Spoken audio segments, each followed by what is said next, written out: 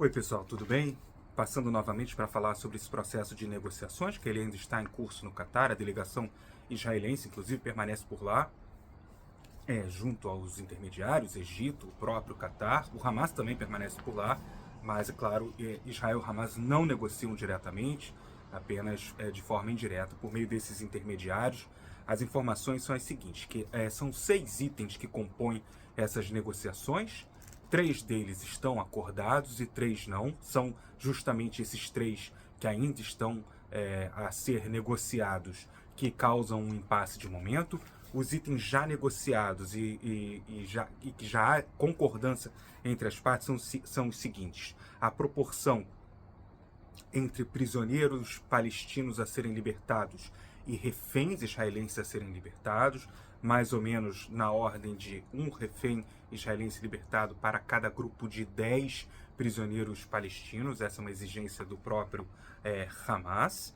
O tempo de duração desse cessar-fogo, chamado de cessar-fogo humanitário, deve ser mesmo de mais ou menos 6 semanas, 6 a 7 semanas, e o aumento da ajuda humanitária que vai passar a entrar na faixa de Gaza. Esses são os pontos já debatidos e que já se chegou pelo menos a um consenso entre as partes. É muito difícil haver consenso, importante a gente lembrar. Há um esforço muito grande por parte do Egito, do Catar e dos Estados Unidos, até porque esse é um evento que também, essa guerra e a repercussão e todo o conflito que existe nesse momento, também é um evento que é parte do governo norte-americano, que é parte da política externa norte-americana, em especial no ano eleitoral. Isso fica cada vez mais claro e é muito importante. Agora, os pontos em que há discordância entre as partes e que travam até o momento um acordo. O fim da guerra. O Hamas quer o fim da guerra, quer que um cessar-fogo necessariamente termine com o fim da guerra. Esse é um ponto relevante.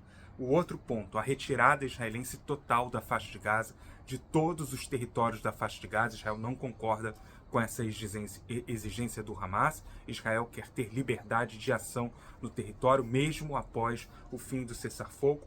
E, por fim, o Hamas insiste no retorno completo de toda a população que foi deslocada para o sul da faixa de Gaza, para o norte, região já bastante controlada por Israel. Esses são os pontos de divergência, mas é importante a gente acrescentar também um outro ponto sobre o qual nós escrevemos lá no site, inclusive. O líder do Hamas na faixa de Gaza, Yahya Sinwar, que inclusive está incomunicável, segundo Israel, já há quase 2 meses, ele tem menos interesse nesse processo intermediário, digamos assim, esse processo que fala de negociação de libertação de prisioneiros. Ele mesmo foi libertado numa dessas trocas. Importante a gente lembrar, em 2011, quando Israel libertou 1.027 prisioneiros palestinos em troca do soldado que havia sido sequestrado, Gilad Shalit, que foi sequestrado em 2006.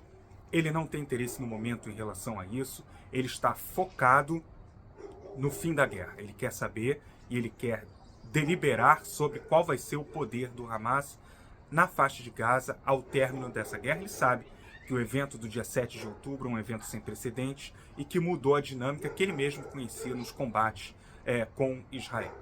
Mas, por outro lado, existe uma outra liderança do Hamas, Ismail Haniyeh, que é o líder do Hamas no exterior, o líder político do Hamas, que vive em Doha, no Catar.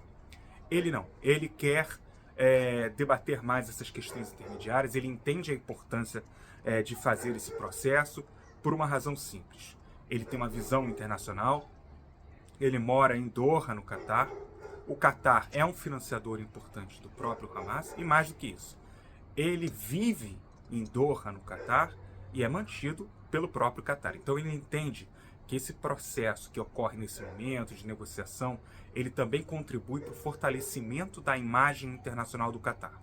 Então ele entende que é importante fazer essa contrapartida, dar essa contrapartida ao Catar como negociador internacional.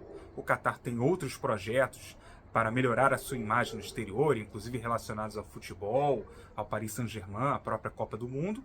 E esse momento, o momento de intermediar a solução de um conflito sobre o qual o mundo inteiro está atento, os olhos do mundo estão voltados aqui para essa região nesse momento, é uma oportunidade de ouro que não está sendo desperdiçada pelo próprio Catar. O Catar se apresenta como um intermediário razoável, fala que inclusive É importante chegar a um acordo até antes do Ramadã, porque o período do Ramadã, que é o mês sagrado dos muçulmanos, também coincide com o período de festas judaicas importantes. O próprio porta-voz do Ministério das Relações Exteriores do Catar falou isso na coletiva de imprensa que ele deu no dia de hoje, pela manhã.